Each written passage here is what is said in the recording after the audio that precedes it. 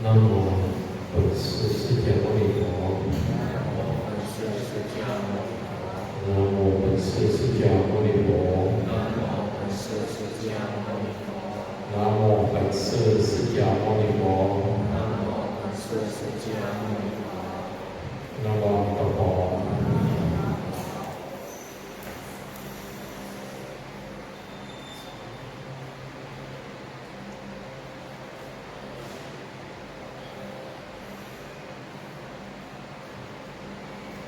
Ya, kita lanjutkan masih buku yang sama ya.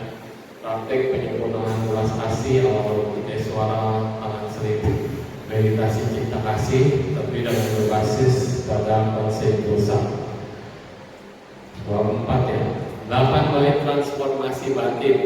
8 bait transformasi batin berarti ada syair yang di sini untuk bagaimana bisa menjernihkan pikiran kita. Ini adalah teks dari praktek latihan batin yang memungkinkan kita menjadi Avalokitesvara. Dan sekali lagi ini adalah praktek yang memungkinkan kita menjadi Avalokitesvara. Artinya cara-caranya untuk menjadi bodhisattva Avalokitesvara akan dipaparkan di sini. Kita jadi tahu bagaimana Avalokitesvara itu memandang hidup dan apa yang dipikirkan, apa yang dirasakan. Di sini dipaparkan. Latihan batin ini adalah tentang pengembangan bodhicitta atau fakutishin yang merupakan sifat Avalokitesvara. Semakin kita meditasi latihan batin ini, semakin kita dekat kepada Avalokitesvara. Para biksu Tibet itu wajib kontemplasi ini semua supaya mereka bisa betul-betul memiliki compassion atau welas asih. Setelah melafalkan setiap baitnya, kita bisa mengucapkan Om Mani Padme Hum. Om adalah kata pembuka dari universe ini, menghubung ke universe. Mani adalah permata yang tiada taranya, Mani Pamucu namanya ya. Lalu Padme adalah teratai, Hum adalah mantra penutup. Jadi sebetulnya mantra pembuka dan mantra penutup tentang bola permata yang ada di dalam teratai. Kita membayangkan cahaya itu datang dari Avalokitesvara masuk ke dalam tubuh kita. Jadi semua prinsipnya adalah sama, bahwa Avalokitesvara itu bisa mengeluarkan cahaya menyelimuti tubuh kita. Ini penting di mana-mana kita selalu bermain dengan cahaya. Cahaya ini purifikasi penghalang-penghalang internal. Dan cahaya ini mempurifikasi emosi-emosi pengganggu yang mencegah kita untuk mengaktualisasikan dari pengganggu yang ada dalam pikiran kita. Ya. Cahaya ini bisa menghalang emosi-emosi pengganggu. Cahaya ini juga menginspirasi batin kita untuk menerima penerimaan. Jadi banyak orang mengatakan saya tidak tahu kenapa hidup saya begini, karena dia tidak memiliki penerimaan di dalam tubuhnya. Penerimaan itu bisa dengan positif, bisa dengan negatif. Misalnya saya menerima cahaya daripada konsep dosa, berarti saya harus membayangkan cahayanya dan saya harus dengan tulus menerimanya. Saya mau menerima energi dari alam semesta. Ini harus diniatkan saya menerima energi dari alam semesta. Ini juga ada beberapa praktisi Qigong yang dia transfer energi setiap hari. Itu kalau kita tidak mengucapkan saya menerima energi ini, maka kita tidak mendapat. Tapi kalau kita mengatakan saya menerima energi yang dikeluarkan oleh siapa, maka kita akan bisa mendapatkan. Katanya sih begitu, tapi nggak tahu kerjanya seperti apa. Tapi jarak jauh bisa dilakukan dengan semacam itu. Jadi penerimaan ini juga penting. Dan welas asih serta cinta kasih untuk mewujudkan semuanya. Nah, kita lihat bait ini ada 8 bait. Yang pertama, dengan pikiran untuk mencapai pencerahan. Jadi pencerahan itu tidak dari yang lain-lain. Pencerahan munculnya dengan pikiran. Pencerahan munculnya dengan pikiran. Dengan pikiran untuk mencapai pencerahan untuk kepentingan semua makhluk yang lebih berharga daripada permata penghabul harapan. permata pengabul harapan. Saya akan terus-menerus berlatih menjadikan mereka sebagai yang terkasih. Ulang ya. Dengan pikiran untuk mencapai pencerahan demi kepentingan semua makhluk yang merupakan lebih berharga dari semua permata yang ada, termasuk permata pengabul harapan. Saya akan terus-menerus berlatih untuk menjadikan mereka sebagai yang terkasih. Mereka itu adalah semua makhluk. Jadi ini udah kontemplasi pikiran kita untuk mencapai kemudahan dengan memikirkan semua makhluk itu jauh lebih berharga daripada permata pengabul harapan. Penjelasannya, dengan pikiran untuk mencapai pencerahan demi kesejahteraan semua makhluk, ini adalah mengacu pada bodhicitta, yaitu mencapai pencerahan kepada semua makhluk. Dan nilai dari semua makhluk itu adalah muni paucuk, lebih berharga. Pada saat itu kalau kita lihat permata itu sangat berharga, tetapi mereka makhluk-makhluk ini jauh lebih berharga daripada permata pengabul harapan. Ya, karena kita bisa mencapai pencerahan. Permata pengabul harapan bisa mengabulkan kita tentang kekayaan, kesehatan, ketenaran, kekuasaan, cinta, keluarga, kecantikan, dan sebagainya. Permata ini bisa mengabulkan. Tetapi yang lebih penting adalah kebahagiaan sejati. Karena kebahagiaan sejati tidak bisa dikabulkan oleh permata pengabul harapan. Maka untuk kebahagiaan sejati itu harus dibutuhkan pencerahan menolong semua makhluk.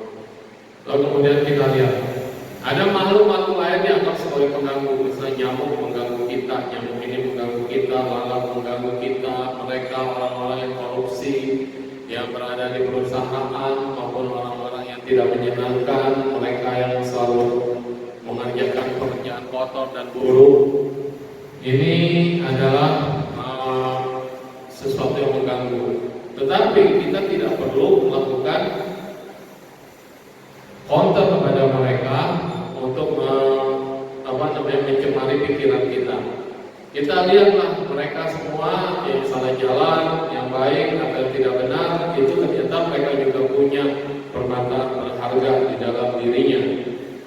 Sehingga kita melihat mereka adalah sesuatu yang berharga. Ya, jadi kita nggak boleh walaupun seorang ini jelek, buruk, atau tukang korupsi atau apa, lalu kita memusuhi. Itu adalah karmanya mereka sendiri. Tapi kita melihat mereka semua punya permata di dalam dirinya. Mereka ingin memenuhi kebutuhan dirinya, itu urusan mereka masing-masing.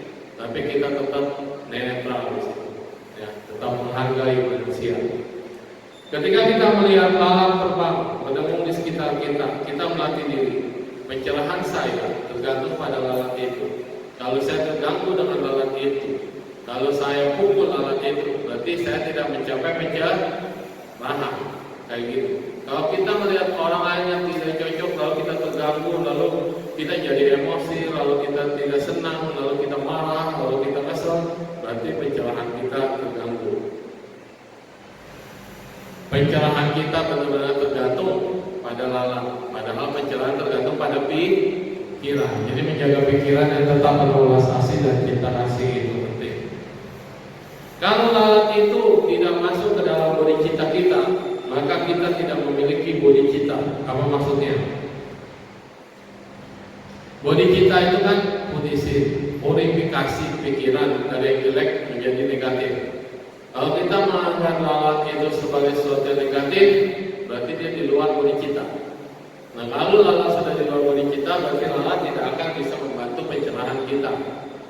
Jadi lalat tetap aja lalat, biarin kita tidak terdistract dengan apa yang dilakukannya, tidak terpancing emosi dan segala macam.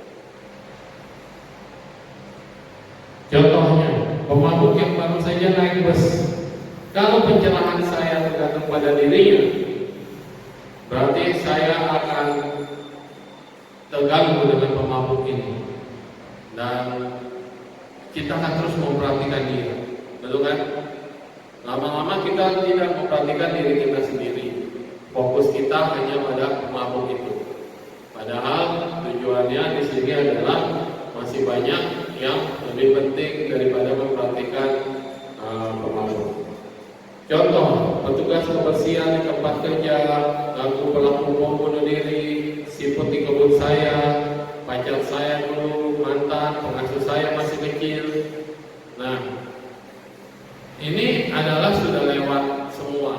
Dan ketika kita ingat, ketika kita lihat, ketika kita baca berita, ketika kita nonton film, kalau kita terdistract dengan kebencian, kita terdistract dengan ketidaksukaan pada mereka, misalnya pernah membantu menyakiti kita atau membantu yang tidak baik, kita terdistract dengan pikiran kita terhadap mereka, maka itu tidak membantu pencerahan. Bahkan kita harus melihat bahwa semua makhluk pada dasarnya berharga bagi diri kita. Jadi tetap mengambil sisi positif dari yang negatif. Jangan sampai di luar itu mempengaruhi perkembangan batin kita atau bodi kita.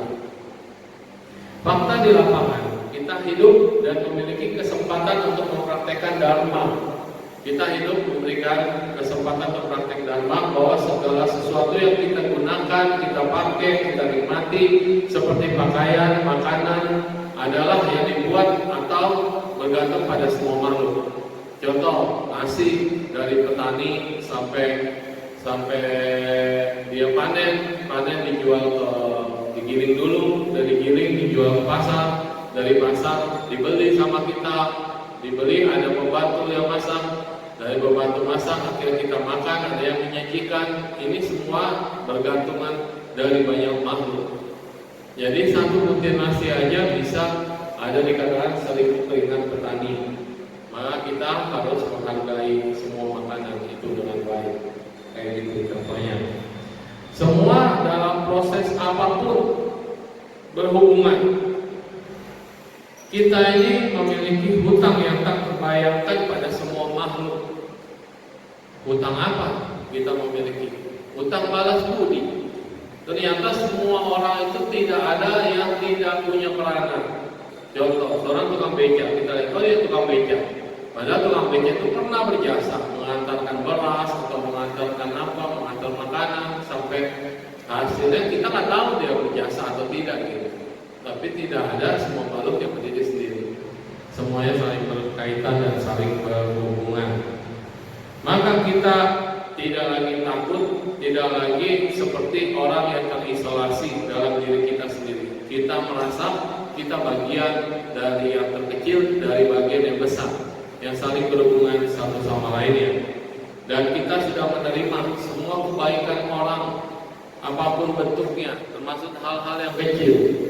Jadi ini kita harus ingat. Jadi kita harus terus melatih bahwa semua makhluk adalah sebagai orang yang terkasih, sebagai orang yang paling penting. Bukannya iri kepada keberhasilan orang lain karena dia lebih terampil, bukannya iri dan sirik kepada orang lain karena kita menjadi saingan kita, bukan juga sombong karena mereka lebih sukses daripada kita atau kita lebih sukses daripada mereka. Bukan juga sombong mengatakan kamu bisa begitu karena aku, atau sebaliknya, akulah yang mendukung kamu, tanpa aku kamu bukan siapa-siapa. Nah, ini hal-hal yang tidak penting, tidak perlu dilakukan. Kenapa? Karena kita melihat bahwa segala sesuatu iri, dengki, marah, emosi ini adalah sesuatu yang negatif. Kalau kita marah dengan seseorang karena seseorang itu lebih berhasil daripada kita, yang salah siapa? Orang itu atau kita? Ya kita kurang sigap, kita kurang pandai, kita kurang bijaksana. Jadi nggak perlu juga marah sama orang lain karena kita sirik, iri hati, dan dengki. Pada awalnya bodi kita ini kelihatannya dibuat-buat pada proses awal, karena kan kita mengembangkan sesuatu yang positif. Kesannya kayak dibuat-buat bodi kita. Jadi kita harus menyisikan energi untuk merenungkan kebaikan orang lain. Kesannya memang dibuat-buat kan. Kita lihat musuh kita pun punya jasa kebaikan, terus kemudian orang yang tidak suka kita sukai juga punya kebaikan, atau teman-teman kita punya jasa kebaikan. Kesannya kayak bohong-bohongan gitu. Kayaknya kita juga nggak lulus kan, mana ya ingat musuh terus kemudian bisa menimbulkan rasa cinta kasih. Ya bohong banget ya kan. Tapi kesannya kan dibuat-buat. Tapi ini harus dilakukan. Kita harus menyisihkan energi untuk menghargai semua orang yang berhubungan dengan kita. Harus dilakukan kebaikannya. Dan kemudian setelah perasaan bodi kita itu otomatis muncul tanpa kita minta, tanpa kita kendalikan, tanpa kita harapkan, bodi kita itu muncul, dan saat itulah spontan bodi kita lahir dan aktif spontan. Sekarang kita kayak buat-buat, kita bayarin dulu orang lain berbuat baik sama kita, atau ada jasa kebaikannya, orang jahat itu kita harus ingat kebaikannya, kayaknya dibuat-buat. Tapi setelah ini sudah menjadi kebiasaan, bodi kita itu akan muncul secara otomatis. Ya, secara otomatis. Dan dia menjadi aktif. Ini perlu latihan dalam waktu yang cukup lama, hanya untuk menghargai semua makhluk. Jadi bukan cuma satu malam kita hargai semua makhluk. Ini terus menerus kita latih, kita menghargai semua makhluk. Gimana caranya? Apapun, tadi kan kata jurusnya menerima, ceso. Apapun yang datang kepada saya, siapapun yang membawanya, siapapun yang berhubungan karma dengan saya, mereka pernah berbuat kebaikan, mereka adalah orang-orang yang baik, dan ini harus direnungkan jasa-jasa kebaikan mereka itu dalam waktu yang cukup lama, sehingga batin kita sudah terbiasa. Sekali lagi, karma ditentukan oleh kebiasaan, habit, mutual habit, dan kesinambungan daripada kebiasaan. Jika kita melakukan sesuatu demi memberikan manfaat pada satu makhluk, aspirasi ini menjadi sangat kuat. Jika kita melakukan sesuatu demi memberikan manfaat, maka akan menjadi lebih kuat lagi. Jika kita melakukan sesuatu demi manfaat pada semua makhluk, maka akan menjadi luar biasa kuat. Memberi manfaat pada satu makhluk sudah kuat. Memberi manfaat pada banyak makhluk menjadi lebih kuat. Memberi manfaat pada semua makhluk akan menjadi sangat amat kuat. Sehingga renungan ini menjadi sangat luar biasa, akan membawa kita ke dalam kebahagiaan sejati, yaitu pencerahan. Tindakan yang dilakukan berdasarkan bodi kita membuat jejak yang kuat di dalam arus batin kita. Jadi pemberian manfaat. Makanya kalau kita cuma memikirkan di lingkungan sendiri, manfaatnya hanya dalam lingkungan sendiri. Kita berangkat keluar memikirkan lingkungan di luar kita, manfaatnya juga akan terasa di luar kita. Dan kalau kita memberikan manfaat yang jauh lebih besar lagi pada semua makhluk, maka kita akan memberi manfaat semua makhluk. Bodi kita adalah melawan sikap mementingkan diri sendiri. Sekali lagi, apa? Bodi kita kenapa? Bodi kita adalah tindakan melawan sikap mementingkan diri sendiri. Tindakan yang berdasarkan bodi kita ini menghimpun potensi positif yang kuat karena kita mengharapkan yang terbaik untuk semua makhluk. Jadi selalu berpikirnya pengembangan fakultisi ini adalah bodi kita untuk kepentingan semua makhluk, bukan untuk kepentingan sendiri. Ketika kita hanya memikirkan diri sendiri, kita hanya merenungkan semua kebaikan hanya untuk diri sendiri, maka itu tidak disebut sebagai bodi kita. Termasuk waktu memasak. Kalau mau jadi kepala wihara harus selama kali pemangsa minimal 10 tahun di dapur. Ketika Anda cuci sayur itu harus sampai bersih. Anda berpikir cuci sayur ini adalah untuk kepentingan semua makhluk. Kalau sayur ini bersih, saya akan persembahkan kepada para Buddha dan Bodhisattva serta semua makhluk. Kalau sayur ini kotor atau tidak layak, berarti saya bersalah. Jadi waktu cuci itu harus betul-betul dengan pikiran yang baik dan ingin membersihkan agar supaya tidak ada ular, tidak ada kotoran yang menempel di sayur. Waktu motong juga demikian. Memotong sayur ini bukan asal-asalan potong, tapi dengan konsentrasi, dengan ketekunan sehingga potongannya sama. Karena ini untuk kepentingan semua makhluk. Jadi kalau saya suka-suka, ada yang gede, ada yang kecil. Motong doang harus belajar. Ada cara motong yang baik dan benar. Kalau ini gede, berarti ada satu makhluk yang dapat yang kecil. Nah, berarti Anda tidak adil. Nah, kayak gitu. Wah, susah itu dulu saya motong sampai dikeker-keker dan akhirnya lama. Ada yang udahlah, belajar, gak usah ikut-ikutan bagian motong. Mereka udah biasa cet dan sama rata. Kalau kita kan keras ya, karena ditekan atasnya bagus, bawahnya keburu. Jadi kadang-kadang susah. Jadi ini aja motong aja dengan konsentrasi dan niat. Saya persembahan pada Buddha dan semua makhluk. Terus masak juga sama. Masak ada 10 kuali, semuanya harus bergerak dengan cara yang sama. Jangan melulu gua ini maunya gua. Saya buka air, yang itu buka minyak, yang itu tuang garam, kan tidak sama. Jadi waktu masak ada satu komando. Misalnya buka air, buka semua, tutup semua. Minyak 2 putaran, berarti minyaknya 2 putaran. Dan itu harus sama, nanya dulu, nuangnya seberapa banyak. Kan ada begini nih minyaknya, gini gitu kan.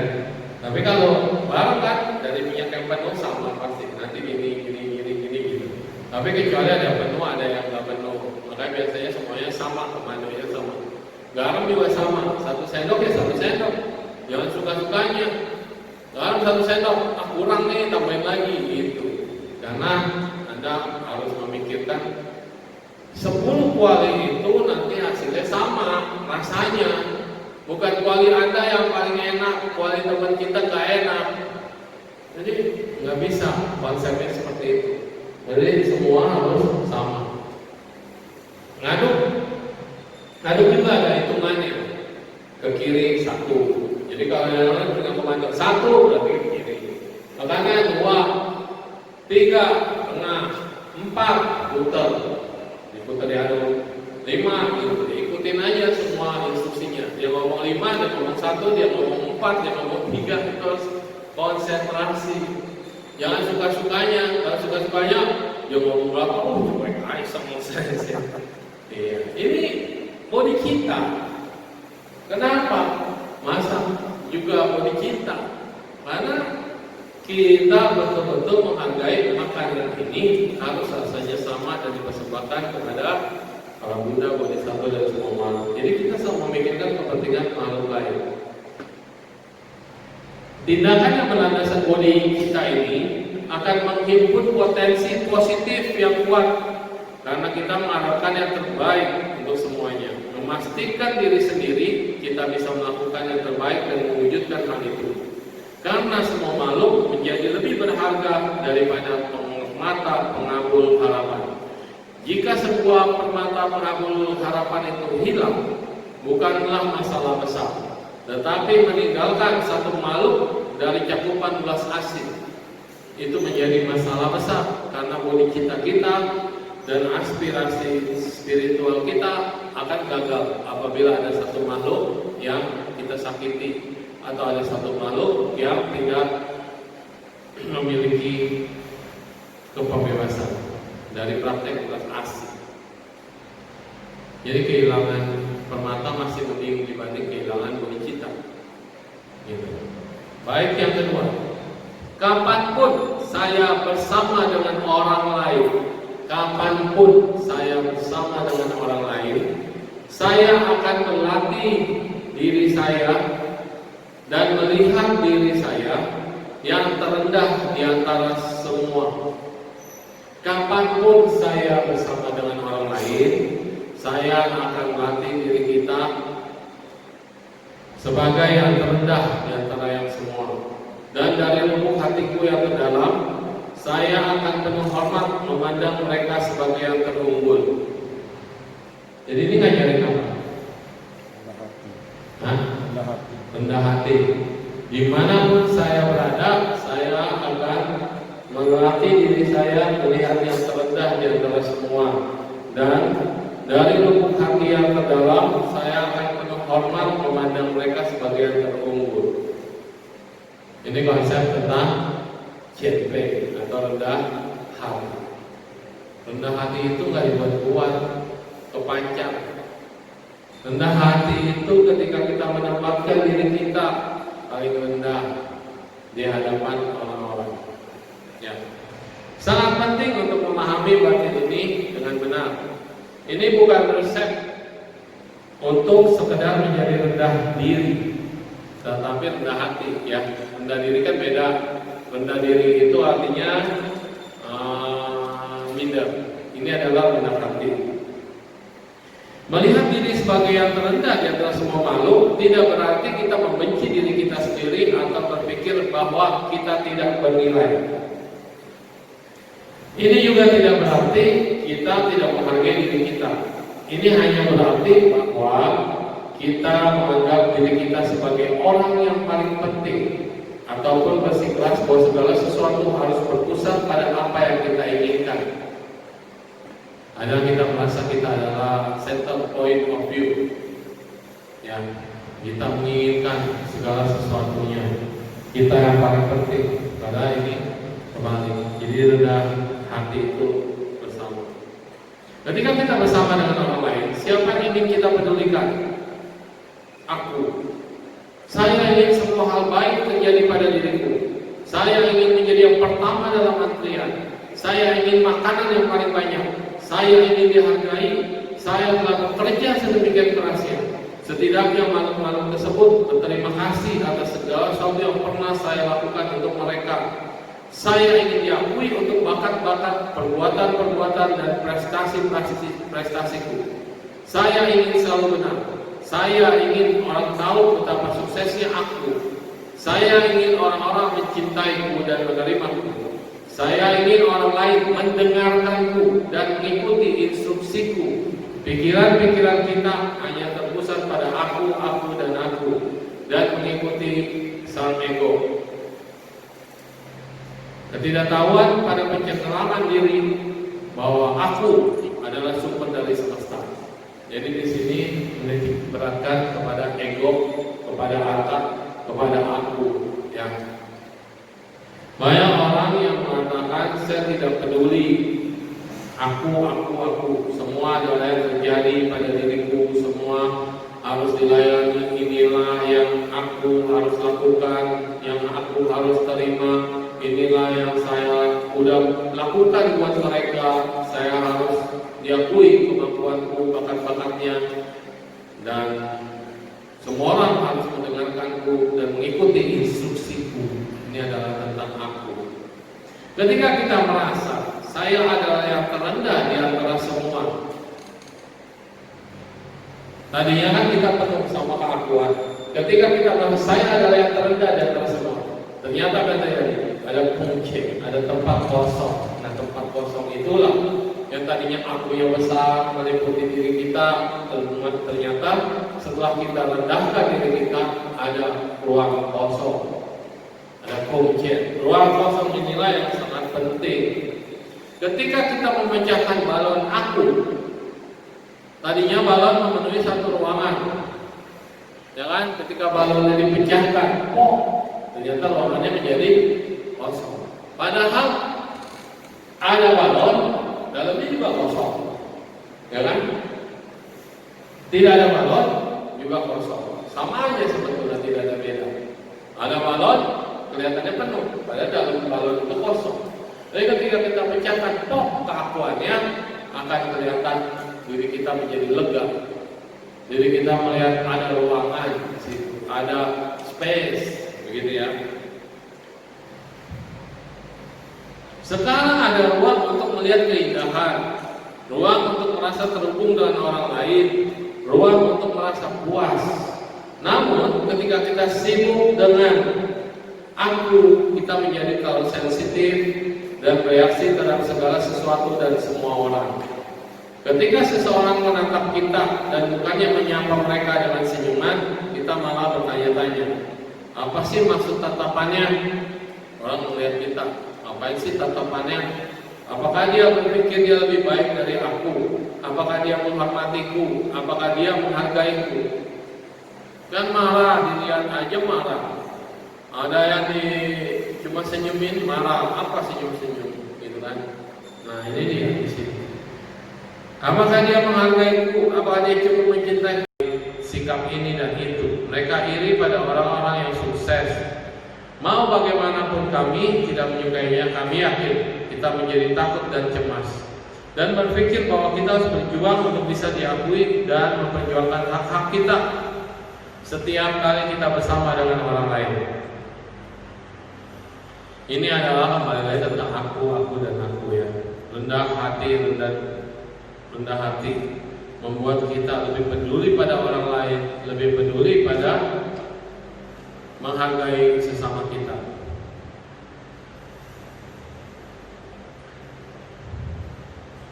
Ketika kita melihat diri kita sebagai yang terendah di antara semua, apa yang terjadi di sini? Kita melepas sikap mementingkan diri sendiri. Kita membuka mata dan menyadari bahwa alam semesta ini juga dihuni oleh makhluk-makhluk lain. Dari lubuk hati kita yang paling dalam, kita menghormati mereka sebagai makhluk-makhluk yang terunggul. Bukannya kita merasa kalian harus belajar sama aku yang paling hebat. Bukan. Kita harus belajar pada semua orang. Ya, semua orang harus melakukan dengan cara yang terbaik dari mereka, karena semua orang adalah baik.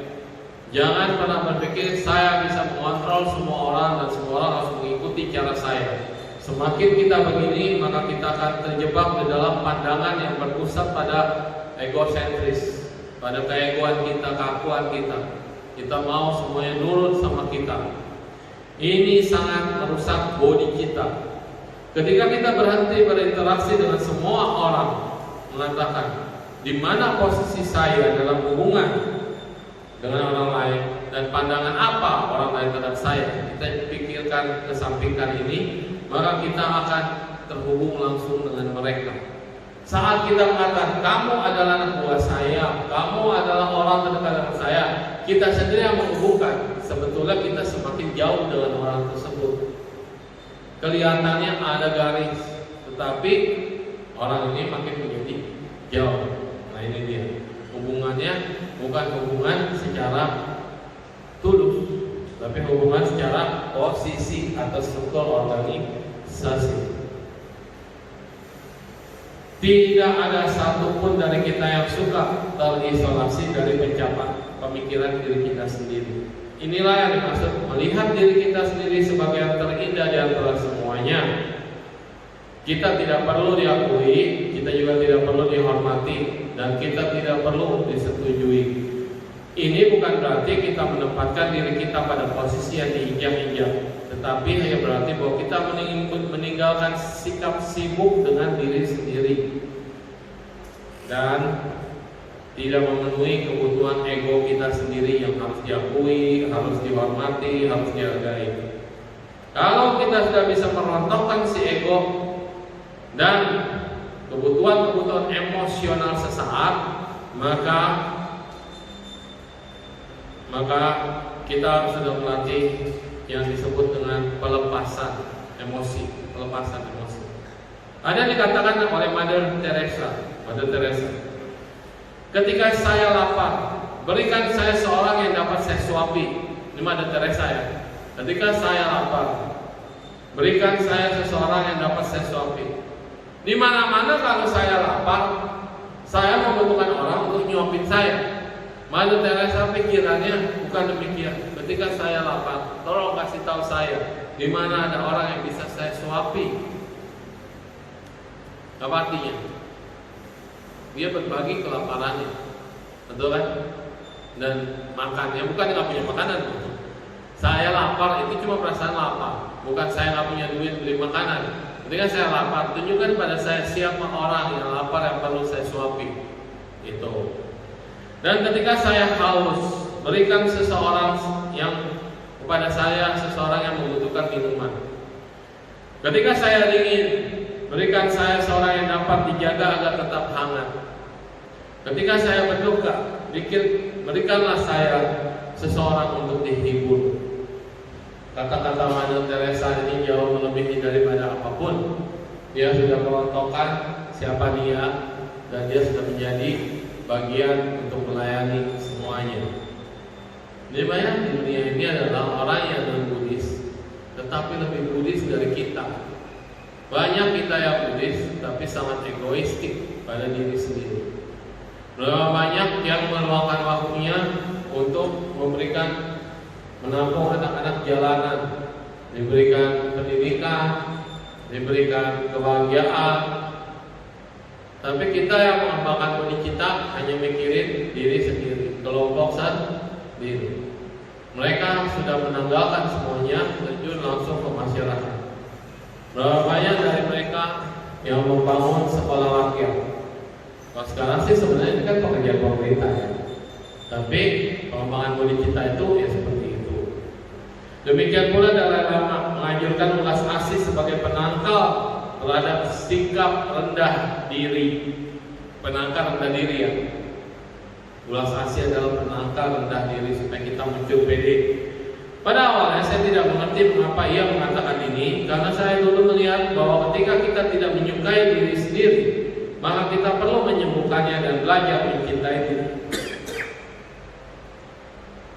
Belajar mencintai diri sendiri.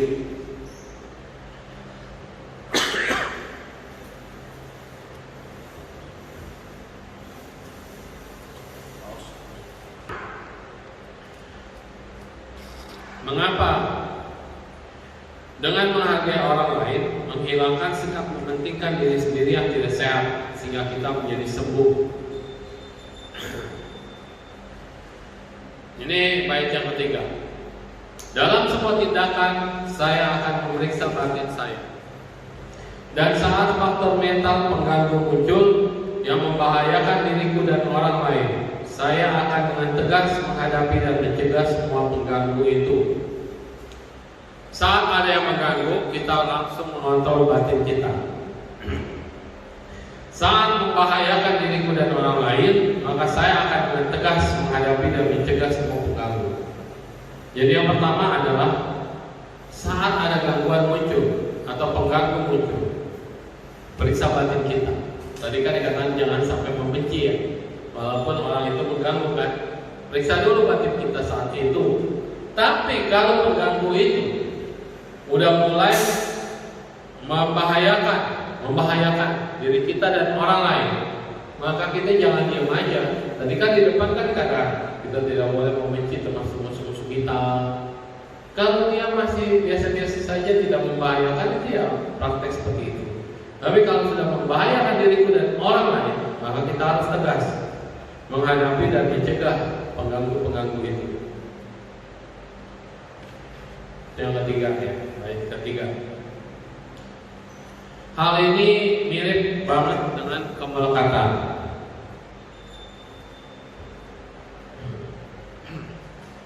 Kemelekatan datang bukannya mengatakan, oh kemelekatan, Anda akan membuat saya bahagia.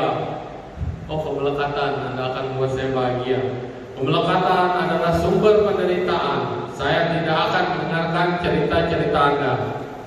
Emosi pengganggu ini membahayakan kita karena mereka membuat kita menciptakan karma buruk yang menyebabkan penderitaan di masa depan. Mereka juga membuat kita sengsara sekarang. Apakah Anda bahagia ketika Anda marah? Tidak. Ya kan, tidak ada yang bahagia ketika kita marah. Emosi pengganggu membahayakan orang lain karena ketika kita berbicara dan bertindak di bawah pengaruh emosi, kita tanpa sengaja sudah mencelakai orang lain. Dalam praktek bodhisattva, marahin orang tak boleh. Jika kita emosi sama orang, itu udah pelanggaran bodhisattva sila.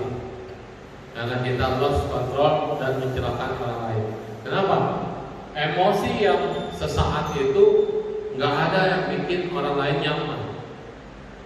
Ketika ada kita emosi, orang lain juga terdistract, terganggu. Yang tadinya bahagia dia menjadi tidak bahagia, merusak suasana dan merusak suasana hati. Dan kadang-kadang bagi orang yang dendam akan membuat dia menjadi celaka, jatuh ke dalam dendam, penderitaan karena kebencian. Walaupun itu halus, Malah menjadi bodhisattva nggak gampang. Kalau Anda sebagai umat, ini tangannya disundut. Kalau biksu kan kepalanya disundut. Itu Anda mengambil bodhisattva sila. Kalau umat di tangan mengambil bodhisattva sila. Jadi ketika mau emosi, mau marah, harus ingat ini, siapa ini, harus ingat ini. Karena Anda sudah mengambil sumpah tidak akan mencelakakan orang lain. Nah, itu tadi kemelekatan, kemarahan, emosi negatif. Ketika keraguan itu wicik-wicak. Ketika keraguan muncul di batin, kita suka mengatakan, hai keraguan, sini datanglah, saya sangat bosan, hiburlah saya. Mari bersikap skeptis terhadap hal ini. Mari menentang itu, mari mencurigai ini. Jadi ini adalah sikap penolakan yang muncul karena keraguan. Harusnya kita mengenali keraguan Anda hanya main-main saja. Keraguan Anda membuat batin saya kacau. Keraguan Anda membuat batin saya berlomba dengan segala macam pemikiran yang tidak berguna, dan akhirnya saya kacau. Saya sadar dengan tipu muslihat Anda. Apa lawannya dari keraguan? Kebiasaan. Maka kita harus mengundang kebiasaan hadir dalam pemikiran kita. Hai kebiasaan, tolong terangkan aku, tolong jelasin aku terhadap keraguan ini, supaya saya tidak skeptis terhadap satu hal, supaya saya tidak memikirkan hal-hal yang harusnya tidak terjadi, tapi saya pikirkan kesannya dan seolah-olah itu terjadi. Ini adalah makna dari menghadapi emosi negatif atau sifat dari pengganggu. Untuk kemelekatan, kita harus memeditasikan ketidakkekalan, perubahan, anicca, untuk melawan upadana atau kemelekatan. Dan aspek-aspek buruk dari apa yang terjadi kalau kita melekat. Untuk kemarahan, kita harus mengkontemplasikan dan meditasi kesabaran dan cinta kasih untuk mengatasi kemarahan. Harus ada kesabaran dan kasih sayang. Untuk kecemburuan, kita harus memeditasi sifat mudita cita, bahagia melihat orang lain bahagia. Itu untuk mengatasi kecemburuan. Untuk keraguan, kita harus mengembangkan pada kebijaksanaan untuk menghilangkan keraguan-keraguan. Nah, bait yang ini berarti kita memutuskan untuk menjadi dokter bagi batin kita sendiri. Oke, jelas ya. Yang keempat, setiap kali saya bertemu dengan orang-orang yang sifatnya buruk, yang dipenuhi oleh energi negatif dan penderitaan yang besar, saya akan menjaga orang yang sangat langka ini sebagai orang yang terkasih, seolah-olah saya telah menemukan harta yang berharga. Melihat orang yang punya sikap buruk, dipenuhi oleh energi yang negatif, bukan kita tinggalin loh di sini. Malah harus melihat orang inilah sangat langka. Jadi mengasihani dia sebetulnya. Maka kalau orang yang punya sifat emosi negatif, kita harus kasihani dia. Orang ini langka nih, harus dijaga seperti permata yang sangat berharga. Kan pikirannya nggak sama dengan kebiasaan umum. Kalau kebiasaan umum ada orang yang negatif, ngapain diikutin, ngapain dijaga, jauhin aja, nggak usah ngomong aja, ngomong kalau perlu kita buang dia ke tempat yang jauh. Tapi budi kita bukan seperti itu cara kerjanya.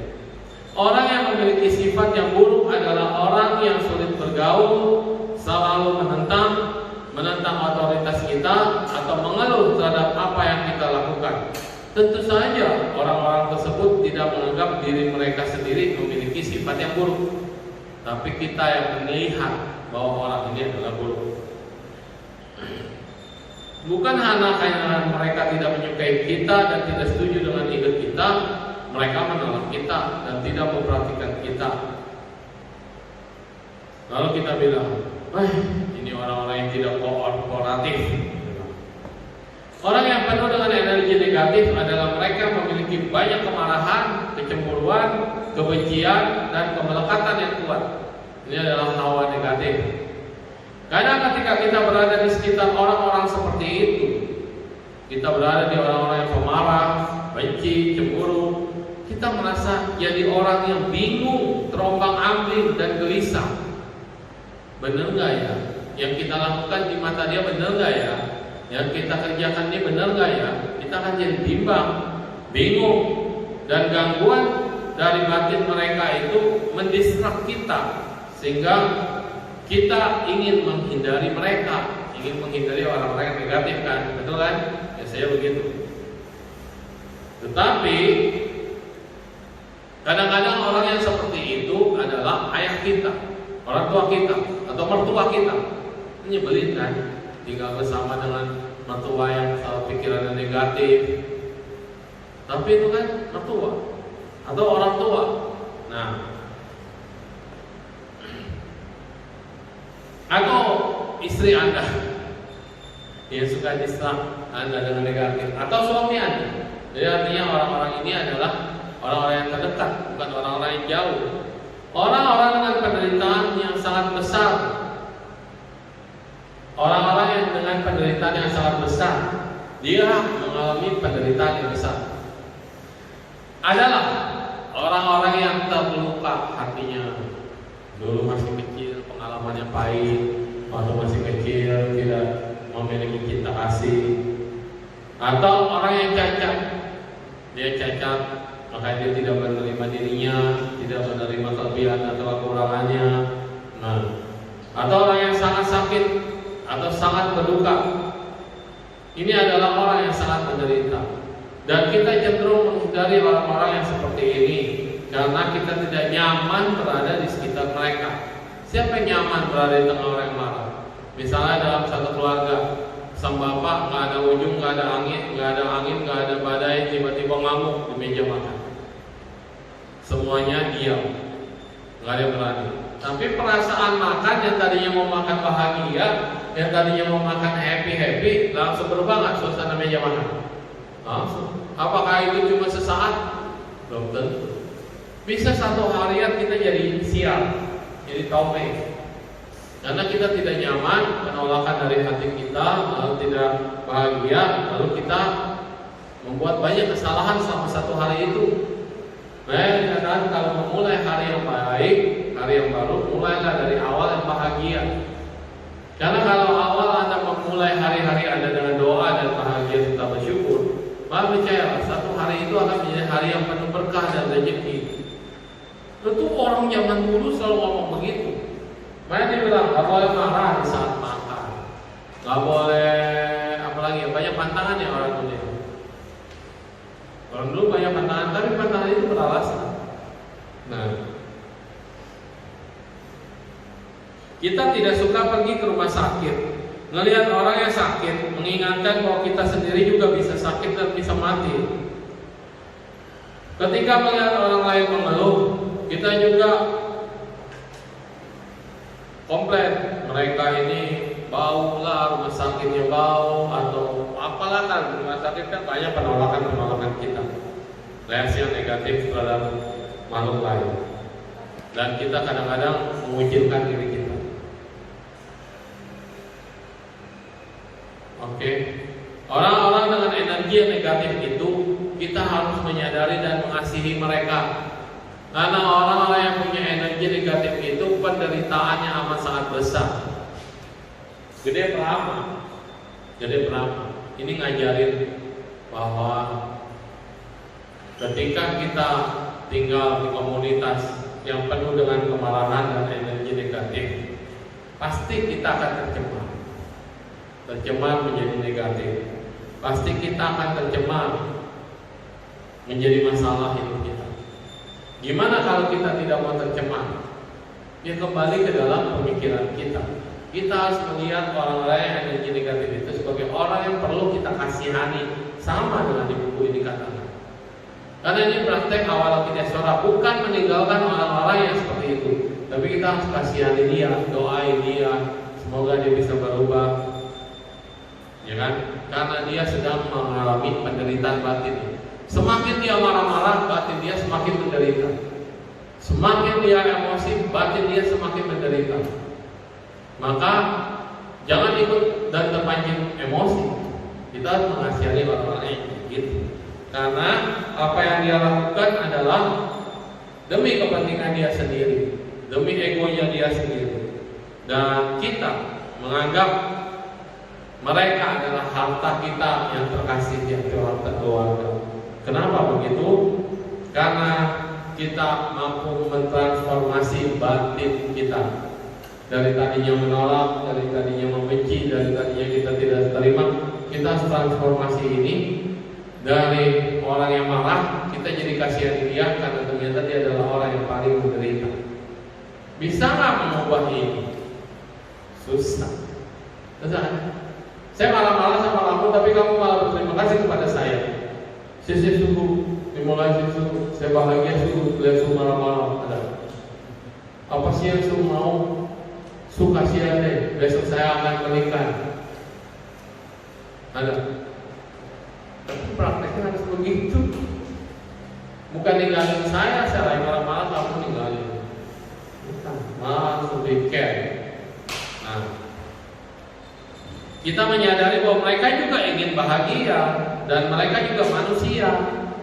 Mereka juga punya sisi kemanusiaan. Mereka juga sama seperti kita. Kita membuka hati kita dan menyadari orang ini sebenarnya adalah hasil dari sebab-sebab yang dulu pernah mereka dilakukan zaman dulunya. Jadi orang yang penuh dengan emosi negatif ini adalah orang yang terlahir dari karma dulu, yang punya karma buruk yang sangat besar, terlahir sebagai orang yang ada di dekat kita. Bisa nggak kita mengkontemplasikan bahwa ini adalah keluarga kita sendiri, kita memaafkan dia, kita memberikan ruang kepada dia, dan menyadari kasihan banget dia. Susah kan? Susah. Banyak di pikiran. Bahkan kalau perlu kita melihat dia adalah calon Buddha. Orang yang dengan emosi negatif, kita kasihani dia dan kita lihat dia adalah calon Buddha. Wah, kalau rutin ada apa lagi? Di dalam Bodhisattva Caryawatara, Santidewa yang terkenal mengatakan, kemarahan tidak muncul dengan sendirinya. Seseorang juga tidak memilih dirinya untuk marah. Seseorang tidak berpikir, saya mau marah nih. Ada nggak? Ada nggak orang yang marah-marah ngomong dulu, gue mau marah nih hari ini. Nah, dia rencanain marah. Ada nggak? Nggak ada ya? Nggak ada.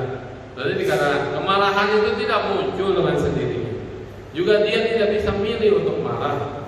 Saya akan marah dan saya akan mengirim diri saya ke alam rendah. Ada orang marah bilang, saya akan jatuh ke alam rendah gitu. Enggak kan? Emosi ini muncul dikarenakan sebab-sebab dan kondisi-kondisi.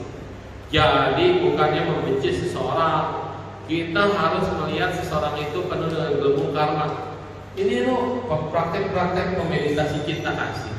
Ini bisa lakukan ini. Tapi yang awal susah. Karena dia lihat apa? Terima kasih karena kita bisa belajar dari orang itu, dan orang itu diliputi oleh gelembung karma, sesuatu yang dia ciptakan oleh pikirannya sendiri, dan dia tidak tahu apakah dia sedang menjadi dirinya sendiri atau sedang memupuk atau membuat karakter baru bagi hidupnya. Kembali lagi yang saya bilang, seorang tidak milih untuk marah dan dia tidak akan berpikir. Jadi seseorang itu juga diliputi oleh karma yang lampau yang diciptakan oleh pikiran-pikirannya sendiri, dan dia tidak pernah berpikir bahwa dia menyadari siapa dirinya yang sekarang. Pada suatu saat orang itu juga akan menjadi orang yang terdekat dengan kita. Ingat, dia pernah merawat kita. Jadi kalau misalnya orang tua yang marah-marah, orang tua yang bagaimana, kita harus ingat ini. Dulu atau kapan atau sekarang dia pernah menjadi orang terdekat dengan kita, atau dia sekarang adalah orang tua kita, atau dia sahabat kita.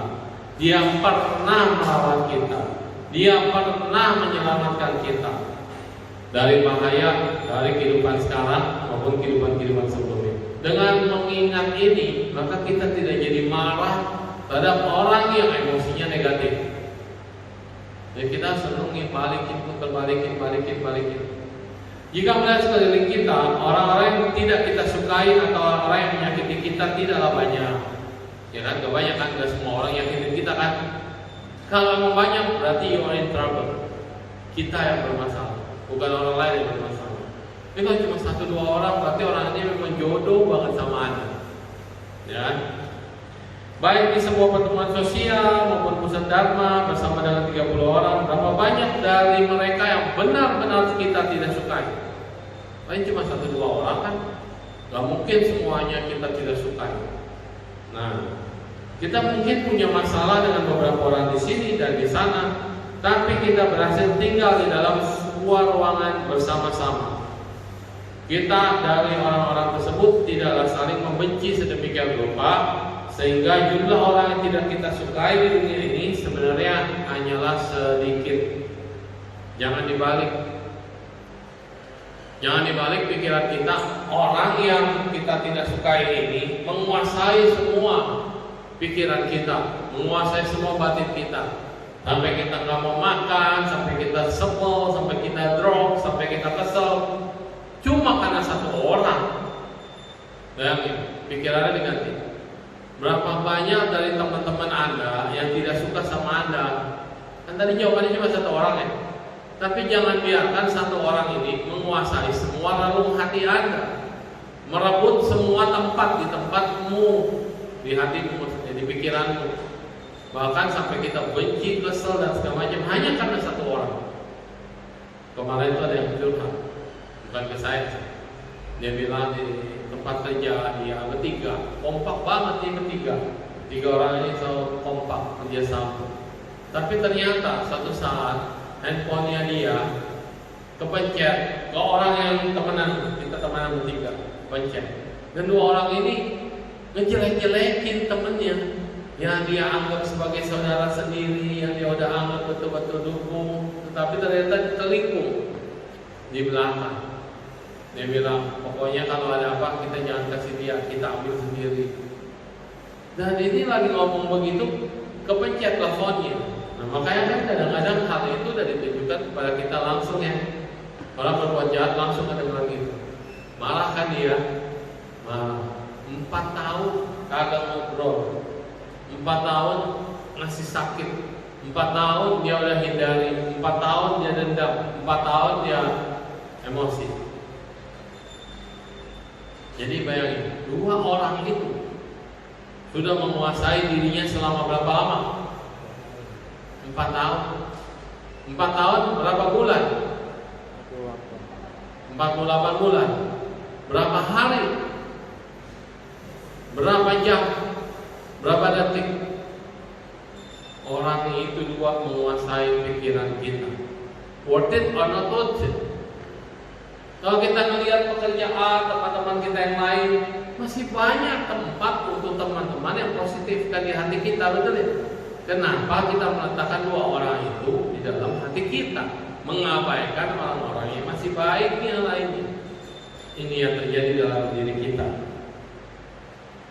Sesungguhnya tidaklah ada orang yang saling membenci sampai betul-betul sedemikian rupa. Orang yang sangat langka untuk melatih kesabaran. Orang yang langka untuk melatih kesabaran.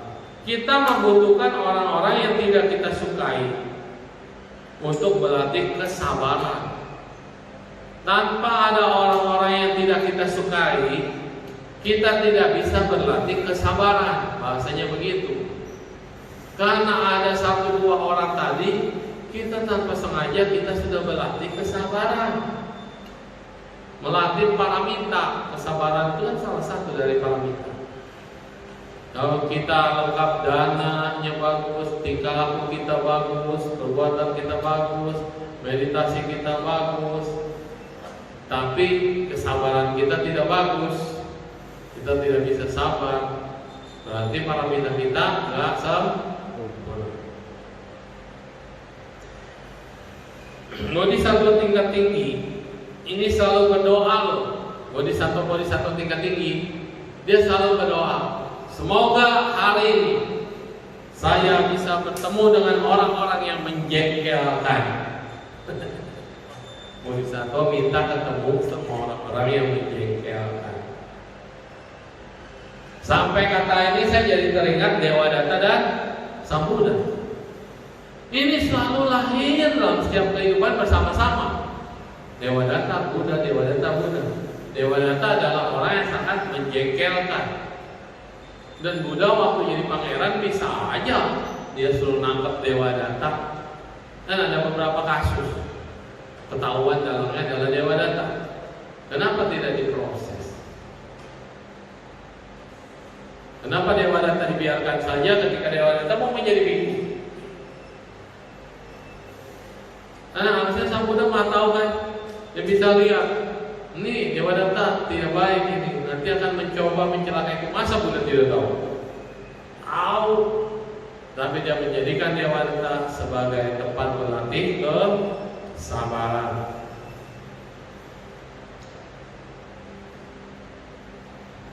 Ketika Anda benar-benar ingin bertemu dengan orang-orang yang menjengkelkan, apa yang terjadi? Mereka tidak muncul di situ. Ketika kita ingin ketemu sama orang-orang yang menjengkelkan, malah nggak muncul orang. Ketika kita tidak menginginkan ketemu sama orang-orang yang menjengkelkan, ketemu. Ketika kita pengen hari-hari kita bahagia, ketemu yang menjengkelkan. Tapi ketika kita pengen mencari orang yang menjengkelkan, orangnya nggak muncul. Kenapa begitu? Makin ku ingin, makin ku kejar, makin dia jauh, ya kan? Iya, ini hukum alam ternyata begitu. Jadi lihat, ketika Bodhisattva ingin ketemu dengan orang-orang yang menjengkelkan, malah tidak muncul. Nah, mengapa mereka tidak muncul di hadapan Bodhisattva tingkat tinggi? Karena sebenarnya Bodhisattva tingkat tinggi tidak lagi memiliki kemarahan. Bodhisattva tidak lagi memiliki kemarahan. Sehingga buat apa lagi mereka muncul? Teman sparring partner dibutuhkan ketika Anda mau bertanding. Ketika Anda sudah menjadi juara dunia, apa masih membutuhkan lagi teman untuk bertanding? Kan udah jadi juara dunia. Siapa yang mau lawan lagi kecuali perebutan tiap tahun gitu kan. Ketika Anda sudah mencapai rekor tertinggi, apalagi yang mau mengganggu? Jadi ketika Bodhisattva tingkat tinggi ini menginginkan bertemu dengan orang-orang yang menjengkelkan, ternyata tidak ketemu karena mereka sudah tidak punya lagi kemarahan. Kita misalnya duduk dalam sebuah ruangan bersama dengan banyak orang yang tidak kita sukai. Banyak orang yang tidak kita sukai. Bagi mereka, orang-orang ini justru menyenangkan. Bagi siapa mereka yang Bodhisattva tingkat tinggi? Para Bodhisattva sangat sulit menemukan orang-orang yang menjengkelkan. Dan kalau kita mudah banget menemukan orang-orang yang menjengkelkan, ya kan? Sama orang yang penuh cinta kasih. Dia mau ada makhluk yang mengganggu dia, pengen diganggu, malah nggak ada yang berani mengganggu. Tapi orang yang nggak punya cinta kasih malah diganggu terus. Nah,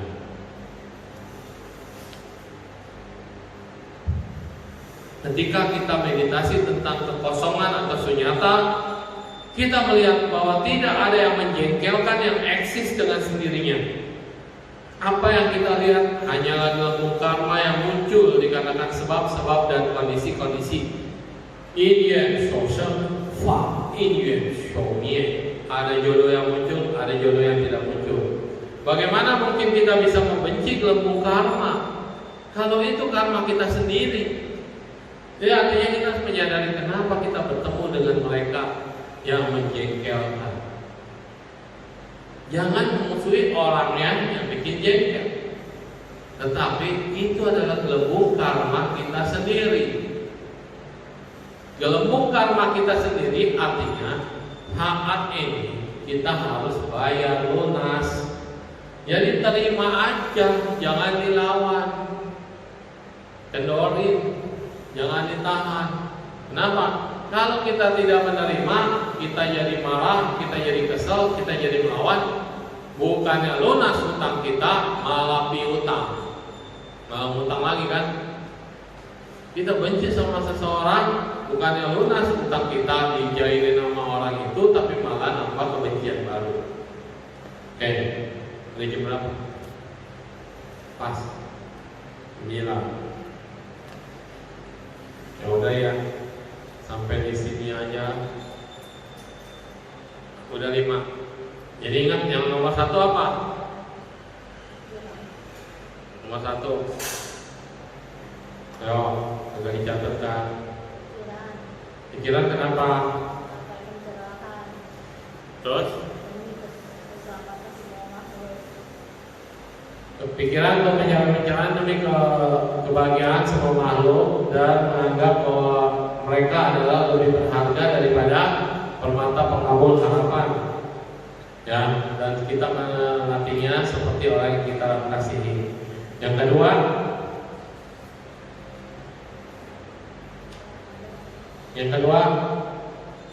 tentang rendah hati. Kapanpun kita bersama dengan orang lain, saya akan berlatih untuk melihat diri saya sebagai yang terendah, dan dari lubuk hati yang terdalam saya akan menghormati, memandang mereka semua sebagai yang terunggul. Ini tentang rendah hati. Yang ketiga tentang gangguan atau pengganggu. Saya akan memeriksa batin saya apabila ada faktor mental pengganggu muncul. Tapi kalau faktor pengganggu itu sudah membahayakan, maka saya harus dengan tegas menghadapinya dan mencegah pengganggu. Yang ketiga, yang keempat, setiap kali saya bertemu dengan orang yang sifatnya buruk, yang dipenuhi oleh energi negatif, kita harus melihat bahwa orang itu diliputi penderitaan yang besar, dan saya akan menjaga orang itu sebagai orang yang terkasih, seperti saya menemukan sebuah permata yang berharga. Jadi yang keempat adalah ketika kita melihat orang yang punya negatif, sifat yang buruk, bahwa dikatakan kita harus mengasihi mereka karena mereka sedang dilanda penderitaan yang sangat besar. Harus dijaga orang-orang seperti itu. Udah itu 4 ya. Nah, berarti besok yang ke-5. Ini dicatat. Ya, nggak lupa.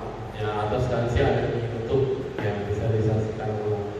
Benar, semuanya nggak bisa beli buku ini. Baca sendiri di rumah juga bisa. Tapi ada hal-hal yang harus dijelaskan.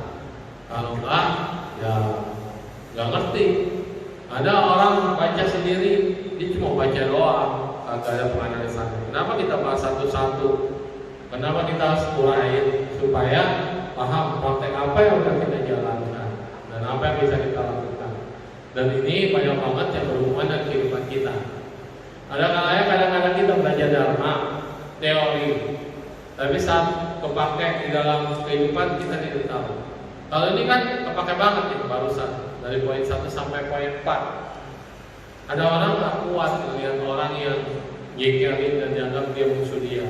Barusan ada juga yang bilang, saya usaha di online, kan lagi zaman gini kan lagi butuh online. Ketika merek saya sudah ngetop, atau ketika training saya sudah ngetop, nama toko saya sudah ngetop, orang-orang dengan sembarangan comot nama toko saya jadi tokonya dia. Tiba-tiba kalau kita cek nama toko kita jadi banyak banget, tapi lokasinya di sini. Kan marah nggak? Kesel nggak? Toko yang asli yang mana? Toko kita dicatat banyak orang di tempat-tempat yang berbeda. Nah, secara positif kita akan melihat, ya biarin aja orang mempromosikan nama toko kita, ya kan? Kesannya kita jadi punya banyak cabang kan? Tapi kalau secara negatif, kan keuntungannya bukan buat dia. Kalau secara positif lagi mikirnya, mana tahu dia juga belanjanya sama kita. Barang-barang yang ada di kita dia ada gitu kan. Dia beli dari kita dijual lagi. Itu secara positif. Jadi semua ini ada tergantung dari persepsi. Perspektif kita melihatnya menguntungkan kita atau bisa membawa kesempatan bagi orang. Harusnya kita juga bisa bangga. Ternyata orang-orang senang sama logo kita. Ternyata orang-orang bisa ngambil tempat kita atau lapak kita gitu. Nah berarti kita udah bantu orang lain. Karena mau disangka begitu. Masa orang yang jengkelin dia harus musuhin? Masa orang yang jengkelin dia malah minta, hari ini saya mau dong orang yang menjengkelkan saya. Masa orang yang pikiran negatif harus kita kasih seperti permata yang tiada duanya? Ternyata ini adalah untuk praktek kita, pengembangan budi cinta. Tanpa orang-orang yang menjengkelkan, maka kita tidak akan berkembang. Mungkin kita stuck karena kita terlalu happy, karena kita terlalu bahagia, karena tidak ada gangguan. Tapi karena ada gangguan, kita belajar bagaimana batu karang itu bisa tegak berdiri di tengah deburan ombak yang sangat besar. Dan logikanya kalau ombaknya besar ya dia tumbang aja selesai. Kalau dia tumbang dia kan ngikutin arus terus dan dia tidak pernah akan ke-disturb. Tapi batu karang tetap aja dia berdiri tegak dan menerima semua ombak yang datang menerpa kepada dia. Kenapa? Batu karang yang diterpa oleh ombak akan menjadi batu karang yang sangat indah. Buktinya ngapain kembali ke tanah Lot? Cuma ngelihat cerowakan tanah doang, betul nggak? Jadi yang indah kan cerowakan itu, cerowakan hasil abrasi dari ombak itu. Itu yang paling indah spotnya. Bukan cuma batu karang biasa-biasa aja tiap hari diterpa. Tapi penjadian batu karang yang bagus itu karena terpaan setiap hari, setiap tahun dan terus menerus sehingga mencetak sesuatu hal yang bagus. Pedang samurai orang Jepang, pedang yang paling bagus, pedang yang paling mahal, pedang yang paling tajam, pedang yang sekali sabet, semua bisa putus. Meskipun putus, yang pedang lawan pedang, pedang dia menang. Kenapa? Ditempanya berkali-kali, dibakarnya berkali-kali, luar biasa, ya. Maka kita jangan pernah merasa rendah hati. Rendah diri bukan rendah hati. Jangan pernah merasa rendah diri. Ketika kita mendapat perlakuan yang tidak menyenangkan, kita harus tetap bertahan dan kita harus tetap berjuang, menganggap orang lain itu perlu kita sayangi seperti orang tua kita. Ya kayak begitu kita sampaikan pada hari ini. Maka praktek daripada penyempurnaan welas asih Anda akan sempurna karena ada musuh-musuh Anda. Tanpa ada orang yang menyebelin, tanpa ada orang yang menguji kesabaran Anda, tanpa ada orang yang membuat Anda down, mungkin kita tidak akan berkembang. Ya, sesi semuanya kita beranjali. Tadi anta om gate-gate para gate para sam gate beriswa. Tadi anta om gate-gate para sam gate beriswa. Tadi anta om gate-gate para sam gate beriswa. Semoga semua